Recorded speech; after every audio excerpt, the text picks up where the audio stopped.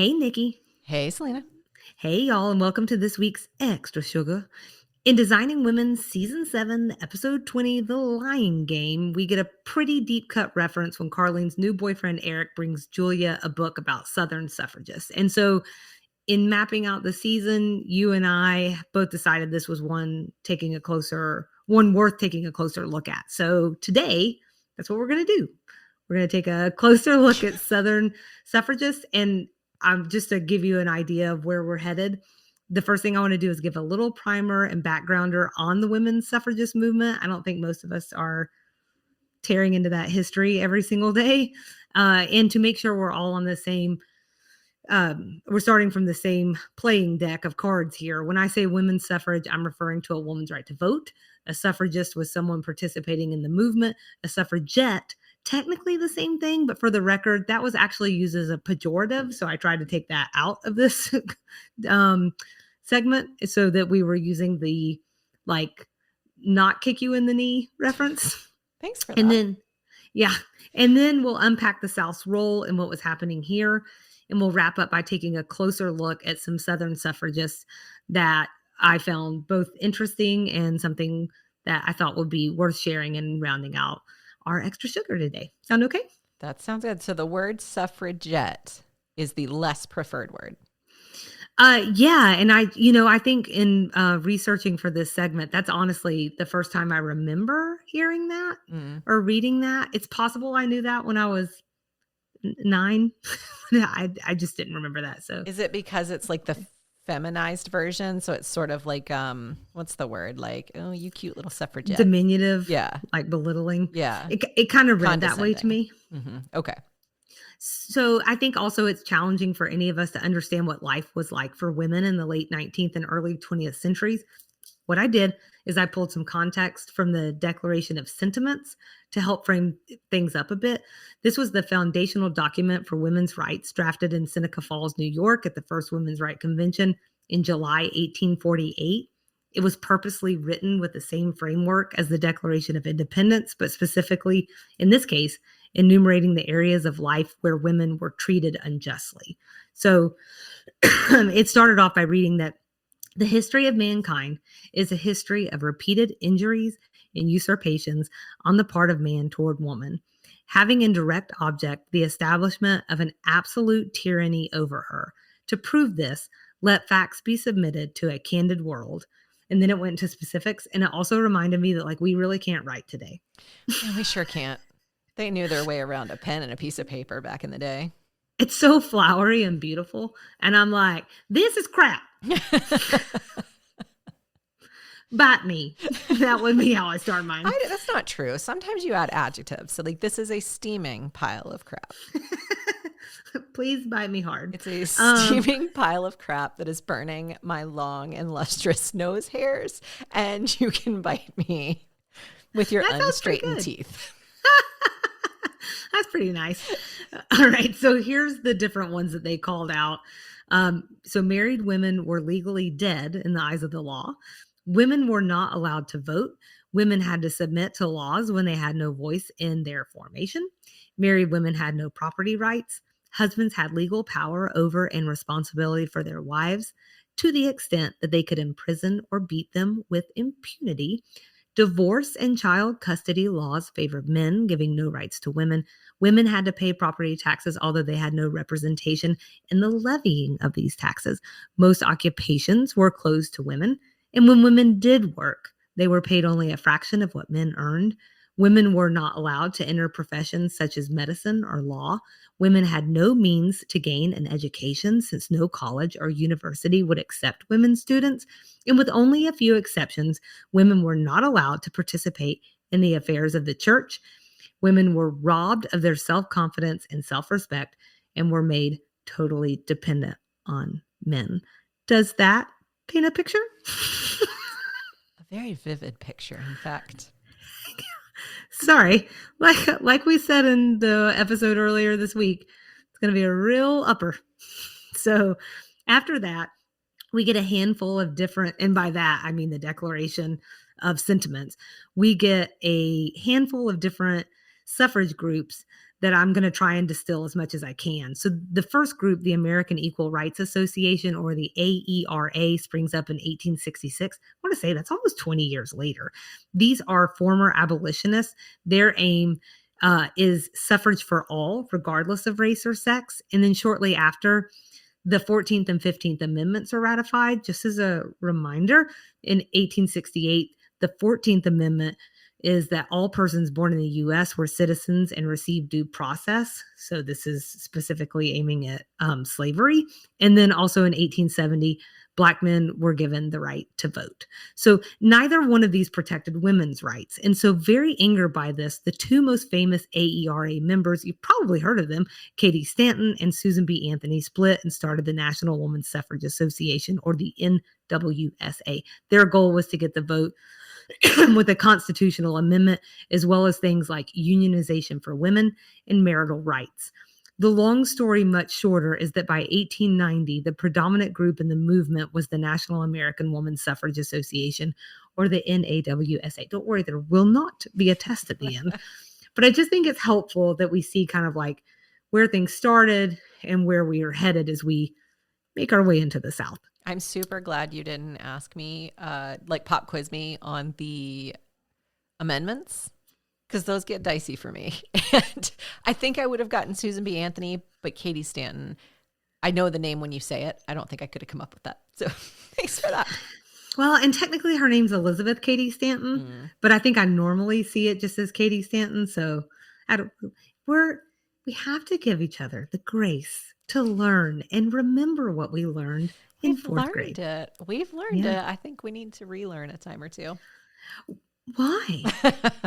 So going on to the suffragist movement in the South, I know this will shock you to your absolute core, okay? But there was a lot of opposition to women's suffrage here. You don't say. In the South? It's so weird because today everything is just so excellent. So ahead of the curve. And it wasn't just men. Female opponents feared voting would desex women, destroy the home, and lessen rather than strengthen women's power and influence. So according to Women in the American Story, anti-suffrage was also closely linked to, quote, the ideology of the Confederacy and the mythology of the lost cause, placed significant emphasis on women's privileged role. White Southerners believed changes to womanhood threatened the Southern way of life, and that empowering women through the vote, particularly Black and poor white women, was dangerous. So, a little sexism here, a little racism there, and we're off to the races. Don't leave off classism, because there's classism in there too. Amen. So the lost cause, I don't know if everyone is familiar with that idea, but if you've ever heard things like the War of Northern Aggression, or gosh, no, it wasn't about preserving slavery. It was about industrialism versus agriculture. These are kind of the historical narratives that started being more pervasive in the South after the Civil War. So I do think it's important to note that neither ism, or in this case, classism, racism, sexism, that any of these isms were isolated to the suffrage movement here in the South, although we do have a special way of doubling and tripling down here. I can go into several examples, particularly racism, if you'd like. I got them right here, but I think you can probably put two and two together. Okay. But do you want to be really sad or just regular sad? Let's do regular sad today. I think I'm a little over sadded lately. Okay. Well, if anybody's just really wanting to know about it, trust me, the information's out there. I'm happy to share it with you as well. So let's talk about the South's role specifically in the 19th Amendment. So the rhetoric of the times must have been good and strong because of the 10 states that failed to ratify the 19th Amendment. 9 were south of the Mason-Dixon line. Just in case, just to get us back on that same page again, the 19th Amendment gave women the right to vote. Well, some women will get there. Also, shame on our home state of Georgia, who was the first state to vote against ratification of the 19th Amendment. Good job, guys. In 1914, they became the first Southern branch of the National Association opposed to women's suffrage. So that's cool. That larger group was started in New York State. I mean, if we can't be first in education, and we can't be first in healthcare access, and we have to be first in obesity, like at least we can also be first in hating women. You can have it all. That is the lesson here. So luckily, 4 Southern states broke rank at the time, and they did ratify the amendment. Texas. I'm not going to make you guess. Are you glad? Thank you. Texas, Arkansas, Kentucky, and Tennessee. In fact, it was Tennessee who became the crucial 36th state to ratify, providing the 3/4 majority required for women's suffrage to be added to the Constitution. And the best part, the deciding vote came down to one man, Harry Burns, a 24-year-old legislator who ratified the amendment because his mother told him to. This is my thing. Women are so powerful. Good job, Mama Burns. No, Nikki, she would have been much more powerful if we hadn't gotten the right to vote, because that's where our power really shined. Yep. Before we are just de-sexed and everything else, I know. You know that list I read you. It sounded great. It did. Sounded like such a good time. Perfect life. I'm not angry. I like to consider myself aware. So, another interesting thing about Tennessee, according to a National Park Service article, after Tennessee women won the right to vote in municipal elections in 1919, Black and white club women in Nashville created a coalition designed to increase the political influence of both. This is a quote, making a class and gender-based alliance. Nashville women worked to enact educational and social service reform, as well as Black representation in municipal services. The article also notes, and I'm sure you can tell just from hearing the rest of the things that I said to this point, that this was very unusual and remarkable that this alliance even happened in the first place, because sadly, what you see over and over again, and what made this such a fun segment to pull together, is that the suffragist movement avoided association with Black women in an attempt to sidestep essentially racist accusations lobbed by anti-suffragists. So that idea that women's suffrage would increase Black women's political influence. Oh no! Anyways, so I also want to touch on some things post-ratification, because while the vote was a huge deal, it didn't change everything overnight. Far from it, I'm afraid. So Native American and Asian American women could not vote because they'd not been granted American citizenship. Here in the South, poll taxes, literacy tests, all-white primaries, and threats of physical violence kept many Southern women from voting. This was especially true for Black women, but it also kept some white women from the polls as well. I imagine these were probably poor white women, which was what was pretty much indicated by the rest of the research that I did. So here in Georgia, the special state where we are, a technicality prevented Georgia women from participating in state elections until 2 years later. And though it didn't deny women the vote, the Georgia legislature didn't officially ratify the 19th Amendment until 1970. I just stay annoyed with this state. I was so mad. Now I am mad, just to be clear. Okay, so voting rights weren't truly secure for all genders and races, as history has taught us, until 1965 with the passage of the Voting Rights Act. And if you've been paying attention, the Voting Rights Act has been gutted in recent years. I believe we've talked about that in previous seasons. You don't have to scroll far on your phone to find the ways that folks are using that to their advantage. All to say, and I cannot wrap this up in a bow for you enough, voting is a right that is often treated like a privilege in this country. It is never not under threat. So, as promised, I wanted to mention some suffragists that you should know about. These are people specifically from the South. Let's start with Ida B. Wells. She was a journalist, a teacher, an abolitionist, a feminist, and an integral voice and leader advocating for Black justice. Wells was born in Holly Springs, Mississippi on July 16, 1862. This is about 6 months before the Emancipation Proclamation was decreed. This is what freed enslaved people across the Confederate States. Her own life experience, including the murder of a friend and his colleagues, led to her writing about race and politics in the South, and most especially lynching. She eventually moved to and remained in Chicago after both she and her family were threatened, and the newspaper she wrote for and co-owned were both ransacked and burned. She eventually, when she's in Chicago, she published a Red Record, which was an in-depth report on lynching in America. Wells founded civil rights and women's suffrage organizations that played critical roles in advancing Equity, including the National Association for Colored Women and the Alpha Suffrage Club. In the 1913 suffrage parade in Washington, D.C., she was one of the women who was asked to march at the end of the parade to, quote, avoid offending the Southern white suffragists. Wells refused and jumped in from the sidelines when the white women from Illinois passed by. I'm just going to pause for a second because I feel like I've been going a pretty fast clip. So I wanted to give you space to breathe, space for me to breathe, and just let me know if you had to reiterate what I would normally reiterate from the top, which is like, if you have questions, let me know.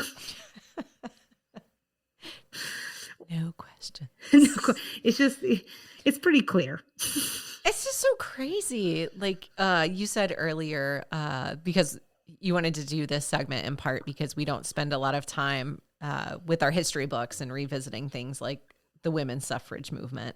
And I think it's really clear that maybe we should every once in a while dust off some of that like 7th grade civics and 10th grade social studies, political science sort of lessons, because I stay astounded at how we are in the year 2025 and the things that you're saying are the things that worry me about where we are in the world today.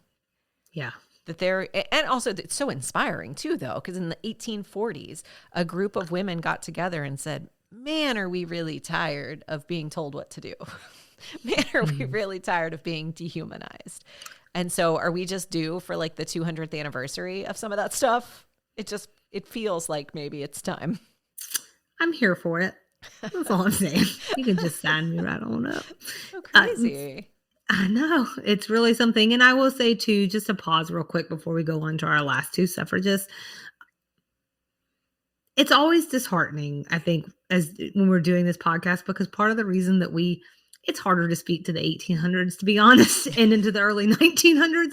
But part of the reason that we were so moved to do this podcast was to let people know, hey guys, it's not as bad as you think here in the South. There's some good things. Then I go do some research and I'm like, oh God, it's pretty bad. It's bad. So it's just like a little upsetting, and you have to kind of recenter yourself.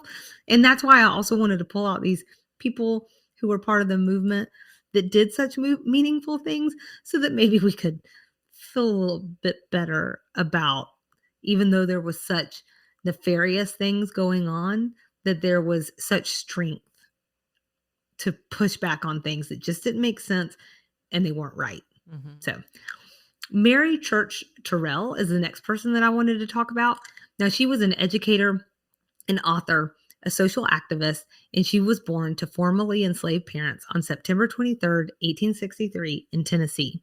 She was one of the first African-American women to receive a college degree from Oberlin College in Ohio in 1884.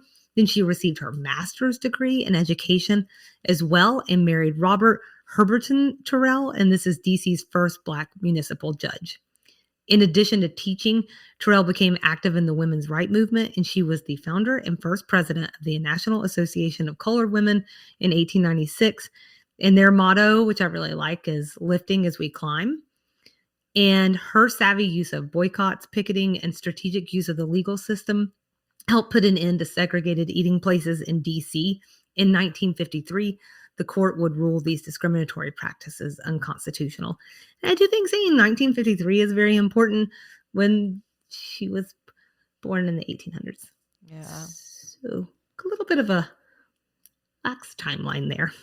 And then the last person that I wanted to talk about and leave space for is Frederick Douglass, a man who did not just talk the talk. This is a man who walked the walk. He attended the first women's rights convention and later helped establish the American Equal Rights Association with Katie Stanton and Susan B. Anthony. I had mentioned that earlier in this segment. Then listen to what he wrote in his newspaper, the North Star, after he attended the Women's Rights Convention in 1848. Again, in 1848. So we hold woman to be justly entitled to all we claim for man. We go farther and express our conviction that all political rights, which it is expedient for man to exercise, it is equally so for women. All that distinguishes man as an intelligent and accountable being is equally true of woman. And if that government is only just which governs by the free consent of the governed, there can be no reason in the world for denying to woman the exercise of the elective franchise or a hand in making and administering the laws of the land. Our doctrine is that right is of no sex. We hold woman to be justly entitled to all we claim for man. We go further and express our conviction that all political rights, which is expedient for man to exercise, it is equally so for women. Wow. We can't get that kind of support from some men Frederick today. Douglasses of today. This was 1848. Be more like Frederick Douglass, y'all. It's really incredible, honestly. I sat with that for a long time. It is really astounding. You said a minute ago, the motto was lifting each other as we rise. Lifting as we climb. Lifting as we climb. Mm-hmm. I think so often about the way we talk about women and treat women. And again, it's particularly acute right now in some segments of our population. And I can never rationalize why we think it's beneficial for families to hold women back. That one bothers me a lot as a mom, to hear someone imply that somehow it's better for families for me to be held back, because the way Frederick Douglass wrote about it is the way I think about it, which is we're all here together, working together. So why wouldn't we want to spread the decision making and spread the responsibility for our society among everyone? And I think that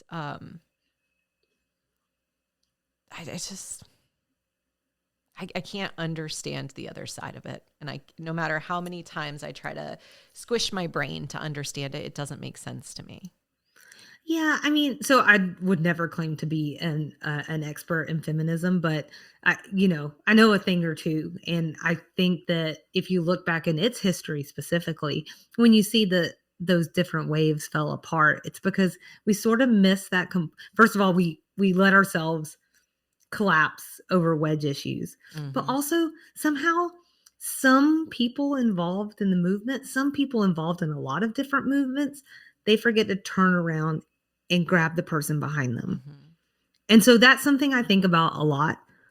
I think about it a lot at work. I think about it a lot in my friendships. And I think about it a lot. You and I talk a lot about straightening each other's crowns, because it takes a community, and it takes reminding, and it takes a lot of energy to keep fighting, because and I almost hate to use the word fighting, but isn't it? It's hard to not think it is. So this was, for me, a really interesting time to take a closer look at the suffragist movement here in the U.S.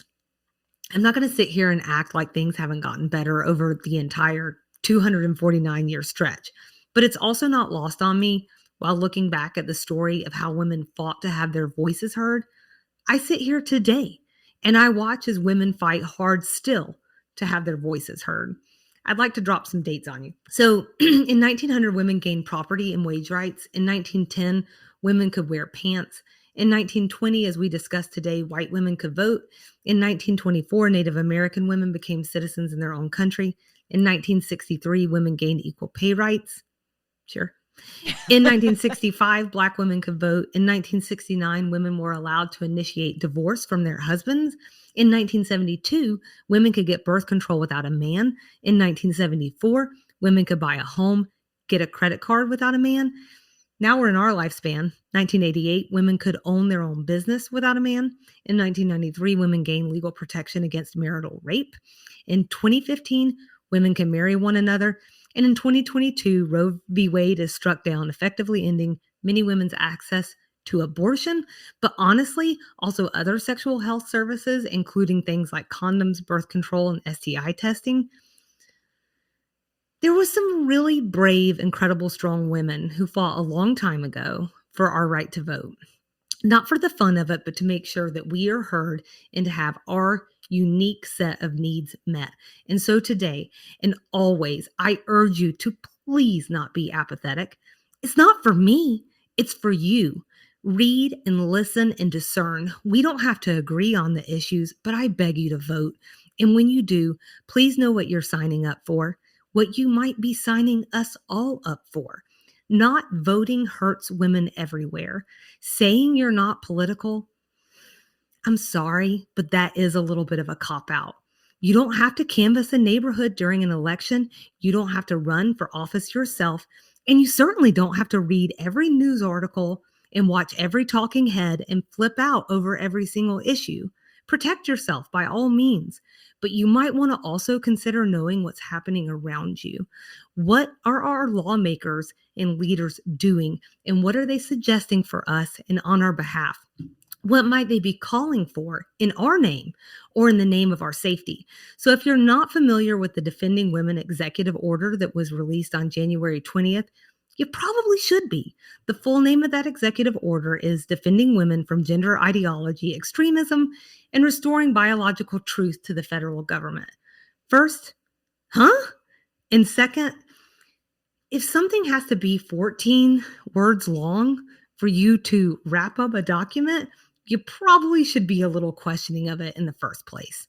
The order is in the name of protection for women, as written from predators in bathrooms, in shelters, and in sports, and has made it the policy of the United States to only recognize two sexes, male and female. According to news reports in the press, LGBTQI plus resources were recently and unceremoniously deleted for a time from websites around the federal government.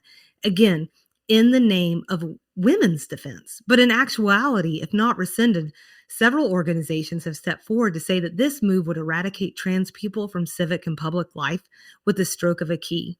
It's endangering the health and well-being of an estimated 2 million people. I've thought a lot about the Martin Niemöller quote. First, they came for the socialists, and I did not speak out because I was not a socialist. And then they came for the trade unionists, and I did not speak out. I wasn't a trade unionist. And then they came for the Jews, and I didn't speak out because I was not a Jew. And then they came for me, and there was no one left to speak for me. So I deeply encourage everyone to pay attention to what's happening right now, what they're seeking to do. I promise we don't have to just sit back and let it happen. We'll link to some resources for things that you can do in the current environment. And that's this week's Extra Sugar.